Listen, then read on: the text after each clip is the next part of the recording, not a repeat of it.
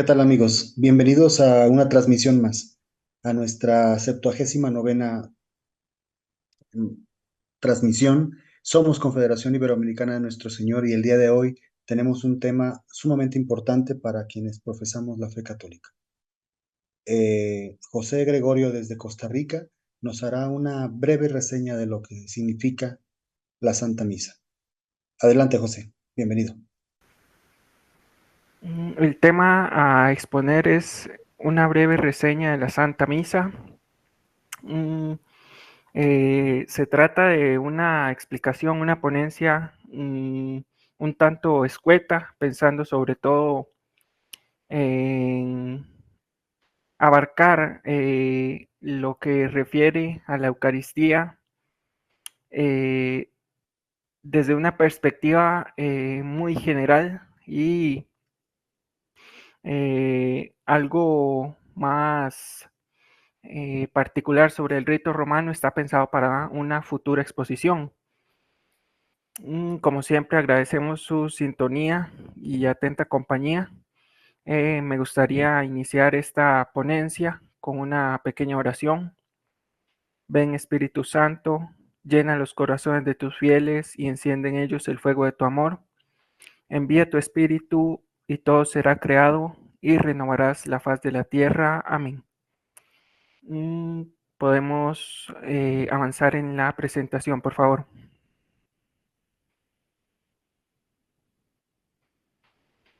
Me gustaría tocar primero el tema de la definición, el concepto de la Santa Misa, para que vayamos aterrizando ya en el tema y podamos entenderlo todo desde una perspectiva más mm, específica.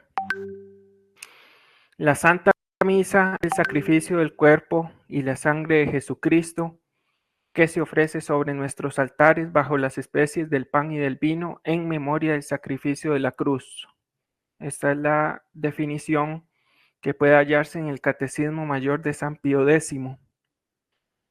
Mm, la traslación a nuestro lenguaje, un tanto menos técnico, sería que se trata del sacrificio incruento de nuestro Señor Jesucristo, es decir, la repetición de su pasión en el Monte Calvario desde, desde una perspectiva en que ya no se derrama la sangre en la cruz, sino propiamente en el altar.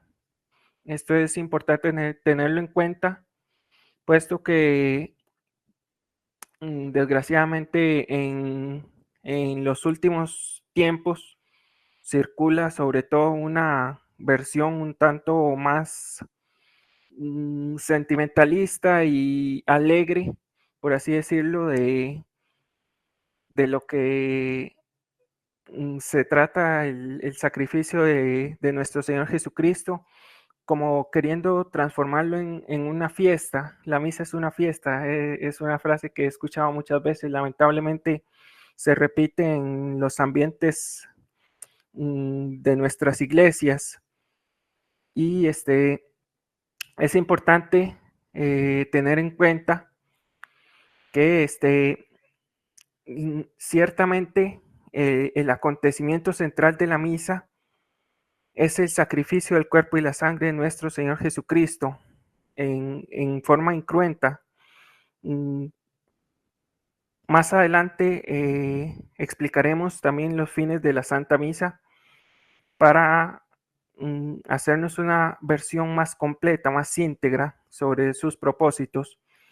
La imagen que se observa a continuación está ubicada en las catacumbas de Priscila, en Roma, un cementerio y las iglesias clandestinas en que los primeros cristianos de, que residían en la ciudad imperial ante la amenaza constante de las persecuciones y, y sobre todo para poder ofrecer el sacrificio de la Santa Misa con mayor seguridad, tranquilidad, sin estar tan expuesto al control pagano, es justamente cuando crean estos edificios subterráneos que se pueden apreciar un tanto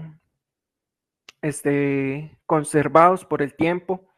De hecho, mucha gente acostumbra a visitarlos hoy día porque recordemos dos acontecimientos claves en la protocristiandad, en el comienzo de la era cristiana, específicamente en el siglo IV, el Edicto de Milán, firmado por Constantino en el 313, establece la libertad de culto en el Imperio Romano. Esto beneficia particularmente al cristianismo. Recordemos que Constantino fue criado en un ambiente impregnado del cristianismo. Se dice que se bautizó hacia el final de sus días, sobre todo influido por Santa Elena, su madre, que en una expedición a Jerusalén recuperó la Vera Cruz, la Santa Cruz donde fue crucificado y muerto nuestro Señor Jesucristo, y edificó ahí varias iglesias. El otro acontecimiento verdaderamente importante en el citado siglo, en el cuarto, es el Edicto de Tesalónica, firmado por Teodosio el Grande en el 380, y no se conforma con dar libertad de culto, sobre todo al cristianismo, como hiciera Constantino, sino que además establece el cristianismo tal y como lo conocemos hoy día, al menos en la mayoría del mundo, el cristianismo niceno, el que usa el símbolo niceno-constantinopolitano, el credo, lo establece como la religión oficial del imperio. Un imperio ciertamente que ya iba en decadencia, pero es un gesto, un gesto magno, ciertamente de gran repercusión, porque desde ese momento el poder temporal de la iglesia va en ascenso, como ocurrirá también durante la Edad Media. Y en lo que refiere a los conflictos heréticos contra los arrianos e incluso contra los paganos, Teodosio eh, toma siempre un papel preponderante para defender al cristianismo. Derrota a los pocos adversarios paganos que quedaban en el imperio, y se dice que incluso su celo por la verdad, por el evangelio, alcanza niveles tan radicales que se dice que habría sido excomulgado por provocar una matanza excesiva en uno de estos conflictos contra los herejes, que recordemos, hay todavía grupos en el mundo, ciertamente muy minoritarios, que no siguen el credo niceno-constantinopolitano, incluso los arrianos. Hay algunos que siguen diferentes variantes del monofisismo, monotelismo, por lo que ciertamente eh, el gesto de Teodosio para respaldar la ortodoxia, lo que hoy llamamos cristiandad, el catolicismo, se ve a nuestros ojos, en nuestros días, como algo que elevó a la iglesia. Ya no tenía que esconderse en las catacumbas, ya no tenía que formar comunidades clandestinas, sino que en ese momento su estructura temporal, su poder se acrecentó grandemente. Si gusta puede pasar la...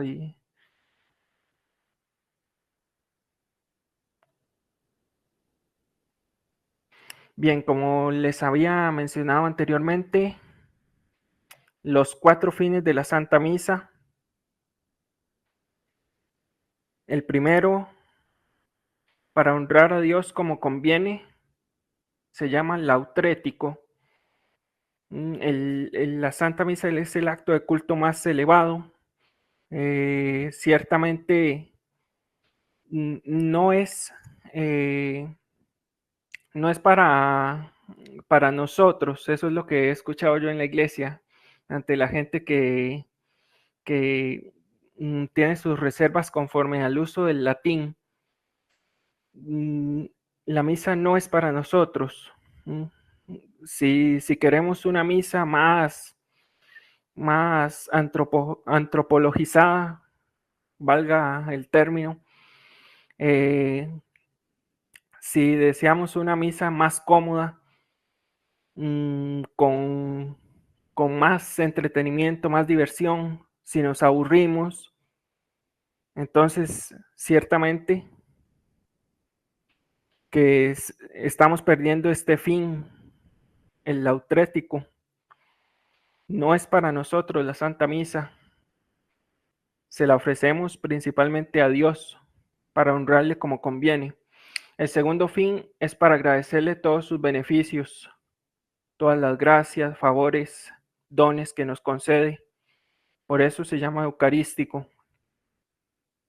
El tercero, para darle alguna satisfacción de nuestros pecados, para ofrecerle sufragios por las almas del purgatorio. Por esto se dice que San Agustín tenía una frase muy célebre: una flor en la tumba de un difunto se marchita, una lágrima por él se evapora, pero una oración llega hasta Dios. Bueno, qué mejor oración que la Santa Misa. También está muy relacionada a este fin que se llama propiciatorio, las misas gregorianas, confeccionadas especialmente para las ánimas que aún permanecen en el purgatorio, las cuales esperamos alcancen un día, junto con nosotros mismos, la felicidad eterna. Y el cuarto fin, para alcanzar todas las gracias que nos son necesarias.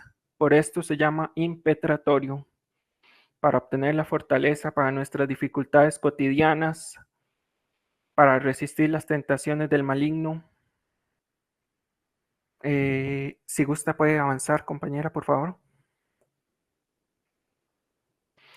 Esta es una descripción alrededor del año 200, quizá un poco más temprana incluso, de la misa en las primeras comunidades cristianas, la fracción del pan, que también aparece de un modo un tanto escueto en los evangelios. Se puede complementar, como sería lo ideal, con la tradición y las narraciones como estas de San Justino Mártir, el filósofo.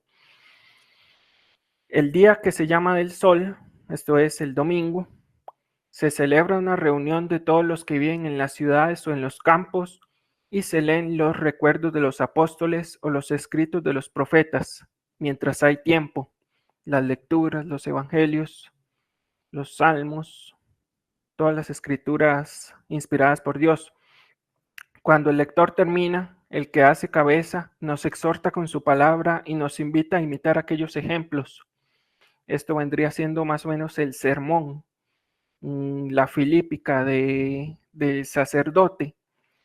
Después nos levantamos todos a una y elevamos nuestras oraciones, lo que en nuestros días se conoce como la oración colecta.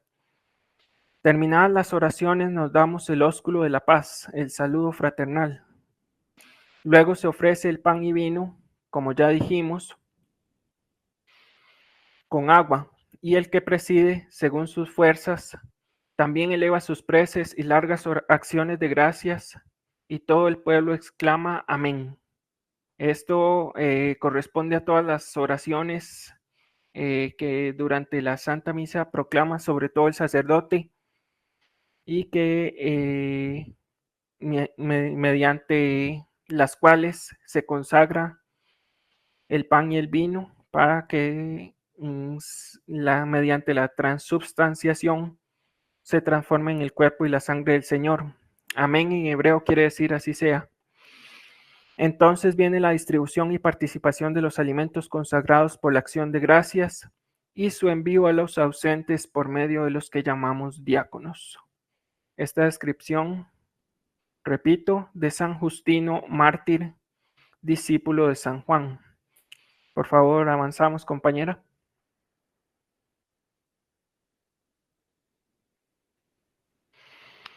Ok, con lo que respecta a los ritos sui iuris es una expresión latina que quiere decir de propio derecho, con derecho propio. Esa sería la traducción más o menos. Y se refiere a una serie de ritos, también llamados de iglesias, que se ubican en la zona oriental de nuestro orbe. Son cristianos que están sujetos a la jurisdicción del Papa, pero se distinguen de nosotros porque ellos profesan, tienen un rito eucarístico, litúrgico, que no es el latino, el romano, que hallamos en prácticamente todo Occidente. Repito nuevamente lo de que se encuentran bajo la jurisdicción y el mando del Papa, porque a pesar de que son orientales, no pertenecen a la ortodoxia, son cristianos católicos. Sus ritos se remontan sobre todo a la evangelización de los apóstoles, Felipe, Esteban, Andrés, y en algunos momentos han sido como enclaves, los únicos enclaves cristianos en zonas de alta concentración de paganos o incluso de ortodoxos, como veremos a continuación. El rito ambrosiano es una excepción a la regla. Fue desarrollado y recopilado por San Ambrosio de Milán, esto es en Italia. Sus discípulos y seguidores se encargaron de hacerlo pervivir en el tiempo. San Ambrosio de Milán vivió más o menos en el siglo V y este rito fue recopilado algunas décadas después por sus seguidores. Recordemos que para ese entonces el Imperio Romano afrontaba graves crisis internas y externas y finalmente acabó derrumbándose. Este rito en la actualidad solo se practica en la arquidiócesis de Milán y se circunscribe, como he dicho, a una muy poca cantidad de parroquias, también en dicha arquidiócesis, en la zona de Milán, en Italia. El rito mozárabe, también llamado la liturgia hispánica, es aquella liturgia que encontramos más o menos desde el 500 y practicada con mayor asiduidad y regularidad hasta el 1000 aproximadamente de nuestra era. Sobre todo se circunscribe a Toledo, en España, el antiguo reino godo. Le toca verse casi desaparecido tras la invasión musulmana Y San Isidoro de Sevilla fue un gran propagador de este rito. Lo que sucede es que en un contexto social, político de la España llevando a cabo la reconquista con la península sufriendo constantes invasiones de musulmanes que querían recuperar los territorios reconquistados por los cristianos, se pensó en unificar toda la península ibérica bajo el rito romano latino, por lo que en el Concilio de Trento y desde siglos anteriores, y sobre todo el cardenal Cisneros, el rito mozárabe vino cada vez a menos. Después de sufrir varias reformas históricas, hoy día está casi desaparecido. Se celebra en algunas parroquias de Toledo, incluso en Madrid, pero de forma infrecuente. La Iglesia Greco-Católica Ucraniana tiene como lengua litúrgica el bizantino. La presencia abarca varias naciones eslavas en las que la mayoría de la población es ortodoxa. Tiene una afinidad histórica con el rito romano, tal es así que en la actualidad una sociedad sacerdotal que celebra este rito, la Fraternidad Sacerdotal San Josafat, está emparentada con la Fraternidad Sacerdotal San Pío X. Y en cuanto a la Iglesia Católica Ciro Malabar, estos son unos pocos ritos orientales, son en total 23, más el romano, son 24 ritos totales los que conforman la Iglesia Católica. Los Ciro-Malabares tienen una presencia en el estado de Kerala, en India. Ahí llegó Santo Tomás, ahí fue martirizado. Desde hace alrededor de 80 años tiene un conflicto litúrgico en las que varias veces se ha amenazado un cisma, lo cual sería verdaderamente lamentable en una zona tan pagana, tan animista aún.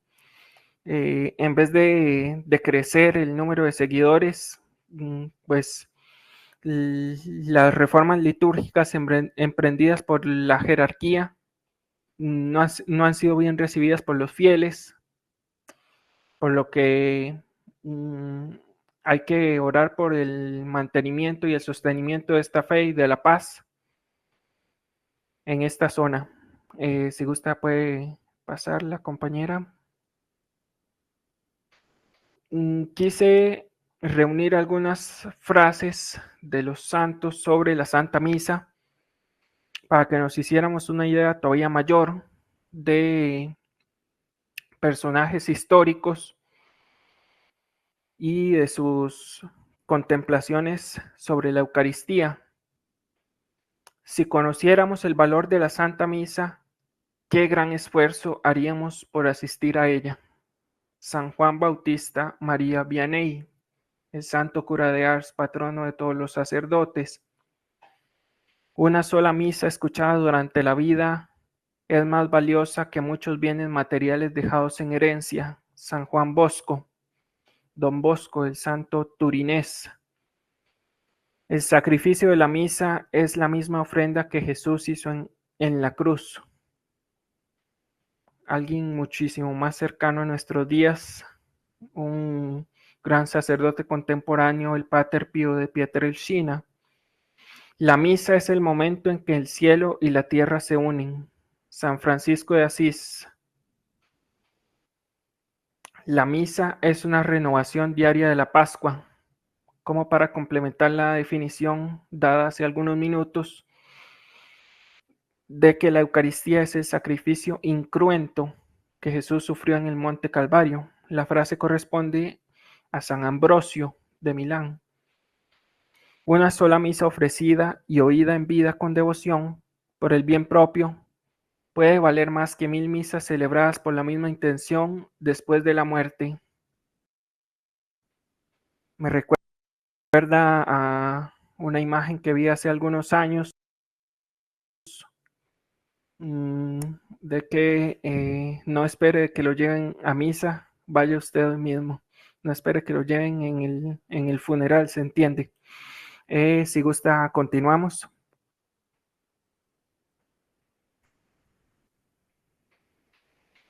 Y para ir cerrando esta pequeña ponencia, ya vendrá el tiempo del debate. Me gustaría ir acabando con algunos consejos y disposiciones para el buen comportamiento en el templo, en la iglesia. La iglesia es un lugar sacro, debe evitarse el uso del lenguaje impropio y hablar suavemente para no distraer a los fieles. Recordemos el contexto del lugar en el que nos encontramos cuando asistimos a la misa, a alguna otra celebración santa. Mantengamos la compostura, no caigamos en comportamientos indebidos y sobre todo respetemos la fe y la devoción de los demás fieles. Si se asiste a la misa tradicional, evítese responder en voz alta, incluso las oraciones que pertenecen a la vox clara. Y es que como este rito fue pensado específicamente para que la vox clara, esa parte de la liturgia tradicional, fuese respondido únicamente por el servidor del altar, monaguillo, no se debe responder en voz alta a estas oraciones. De hecho, me salgo aquí un pequeño momento del contexto para brindar mayor historia sobre el tema. La costumbre de responder en voz alta en la misa tradicional viene de unas décadas atrás, en el pontificado de Pío XII, que lamentablemente fue sentando las bases para lo que vendría después. En una de sus reformas, Pío XII establece que los fieles pueden dialogar con el sacerdote, pueden participar en la Santa Misa. En realidad todo esto había sido evitado por la Iglesia, sobre todo el responder en voz alta, porque no quería darse la impresión de que nosotros fuéramos el centro de la misa, algo volcado hacia el fiel, sino que se trata de las preces que expresa el sacerdote y que nosotros, ciertamente inmiscuidos de forma bastante profunda en la Santa Misa, no es un diálogo, una conversación cotidiana entre el sacerdote y el fiel. Se trata de pues el acto sublime del culto de la religión, y por eso las normas tradicionales especifican que se evite responder en voz alta a estas oraciones. Bien, si no comprende la totalidad de la liturgia, Es totalmente válido permanecer como atento observador, así como dedicarse a otras prácticas piadosas como el rezo del Santo Rosario. Así es, si asistimos, como he dicho, a la misa tradicional y tenemos problemas para seguir fluidamente el orden de la misa, no comprendemos los momentos, los gestos que deben hacerse, cuando arrodillarse, cuando pararse. Lleva un tiempo pues acostumbrarse a todo el orden y memorizarlo dentro de la medida de lo posible. Pues también se recomienda complementar la devoción dentro de la misma iglesia sin distraer a los fieles, repito, con el rezo del Santo Rosario, lecturas piadosas o simplemente asistiendo de una manera devota, procurando seguir dentro de lo posible el orden de la misa y irse nutriendo sobre todo del sermón del sacerdote en caso de que ese día haya alguna homilía. Y cierro esta parte de la presentación con un consejo, sobre todo San Pío X, el Papa de la Comunión Diaria Frecuente, acostumbraba repetir esta frase: Jesucristo y su iglesia desean que todos los fieles cristianos se acerquen diariamente al sagrado convite, principalmente para que unidos con Dios por medio del sacramento en él, tomen fuerzas para refrenar las pasiones, purificarse de las culpas leves cotidianas e impedir los pecados graves a que está expuesta la debilidad humana.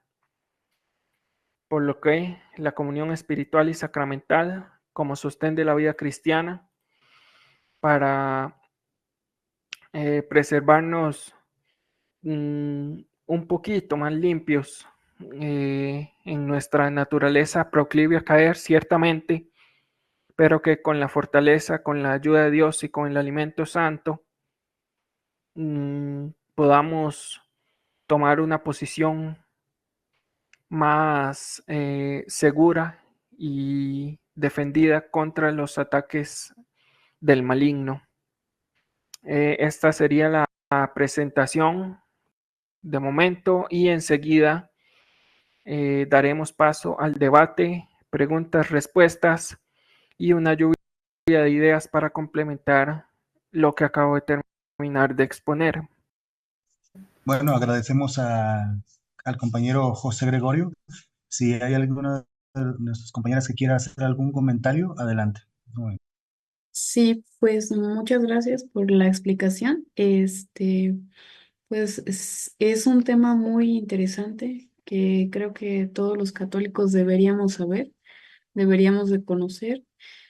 Y este, pues sí me gustaría que nos comentaras un poquito de en qué año bueno, estás hablando exactamente cuando la descripción que da San Justino de la misa.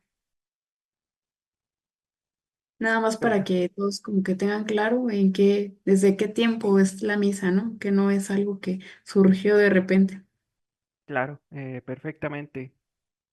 La descripción que acabamos de ver de San Justino sobre la misa en los tiempos de la iglesia temprana corresponde a una reseña que es anterior al año 200 después de Cristo.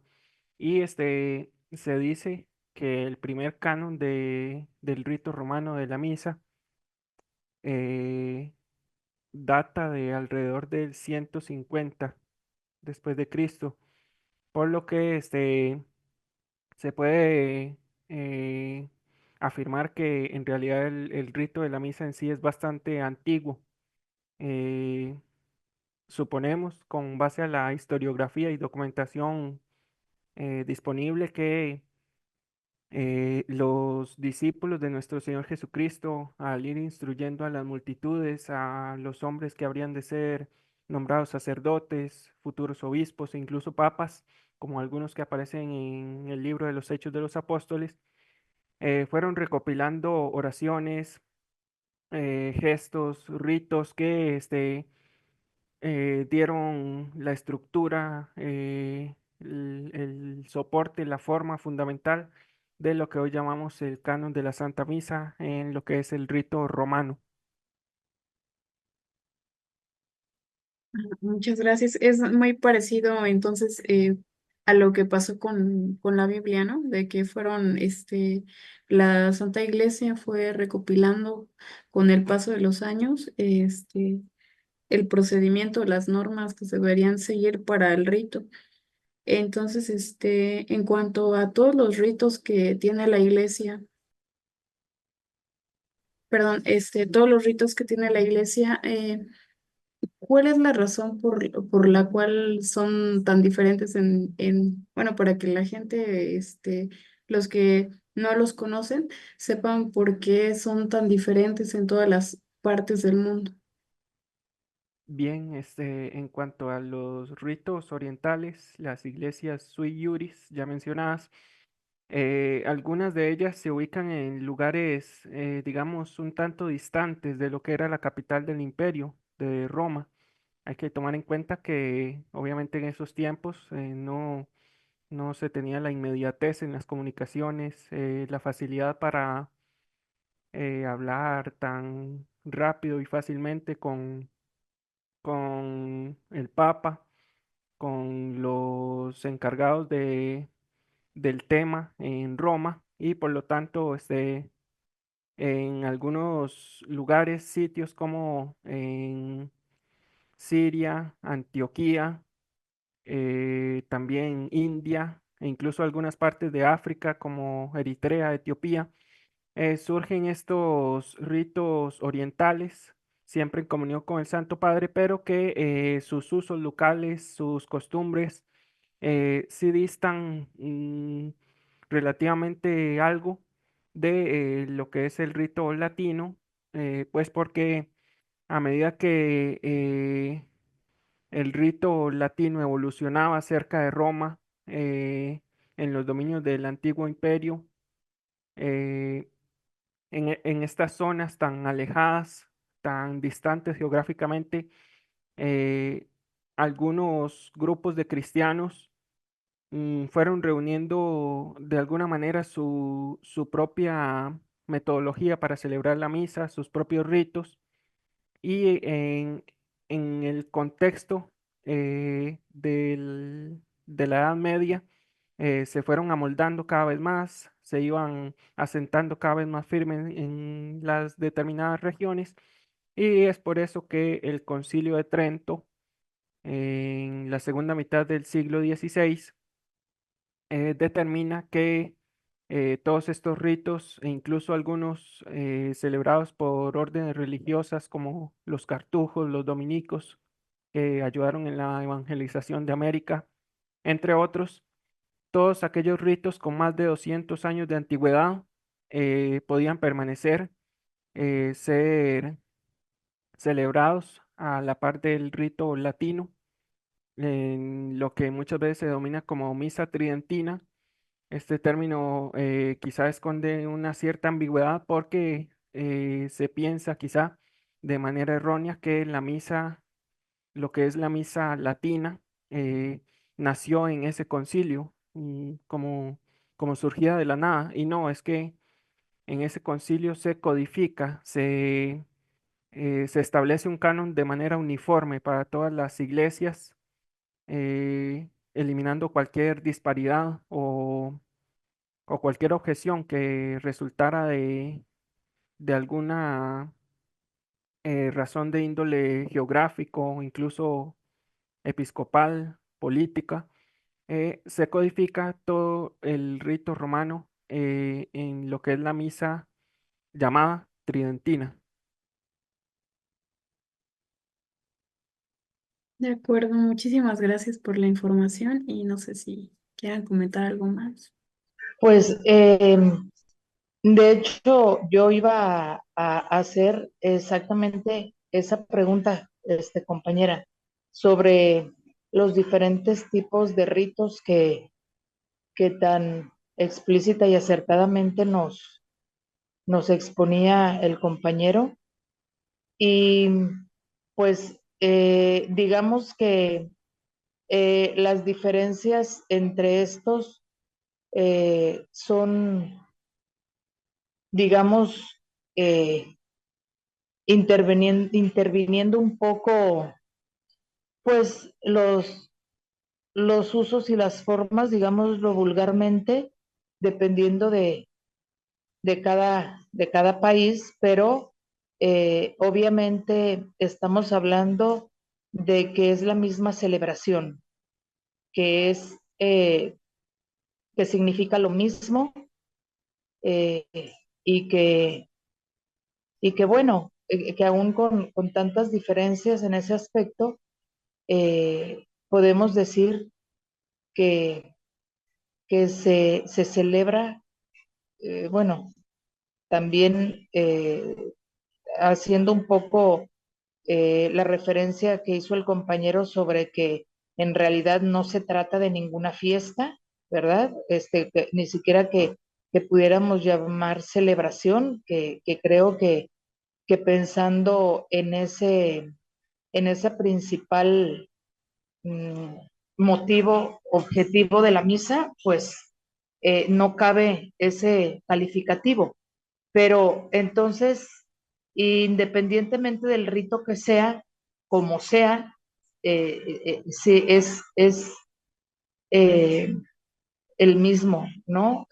Es un recordatorio de la muerte de nuestro Señor Jesucristo, y es aceptada por, pues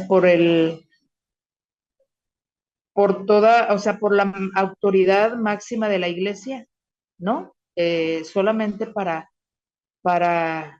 confirmar un poco, por si queda alguna leve duda de que tengan alguna diferencia importante.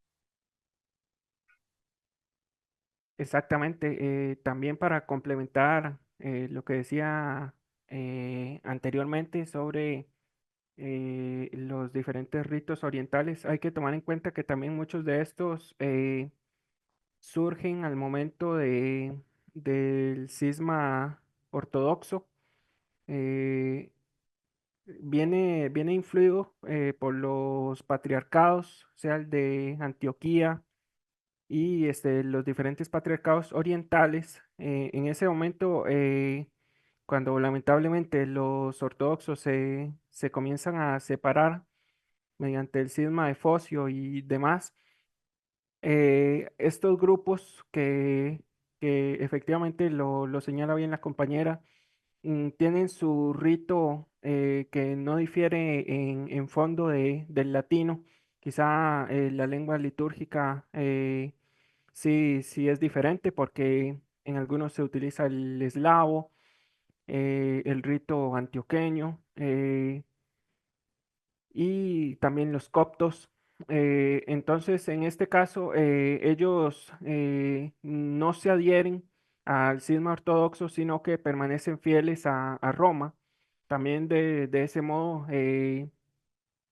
puede afirmarse que es una decisión, pues, ciertamente valiente. Habrán sufrido algunas persecuciones por no aceptar la ortodoxia, y también de ese modo la sede romana, el Papa, les respeta su autonomía mediante la custodia y su oficio de su respectivo rito. Muchas gracias por el dato, compañero, y por la explicación. Y bueno, solamente un comentario más sobre lo que mencionabas al final, que sobre algún consejo, si se pudiera decir así, creo que como lo hemos visto todo el tiempo, Lo que la razón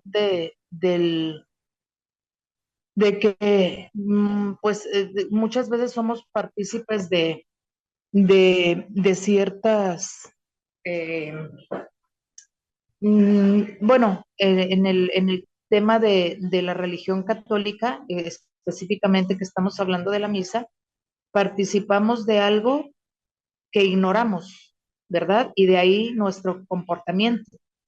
Generalmente la ignorancia pues nos lleva a comportarnos de tal manera incorrecta sin saberlo, porque no tenemos conocimiento de, en este caso, a qué vamos a misa, por qué, qué es lo que realmente se,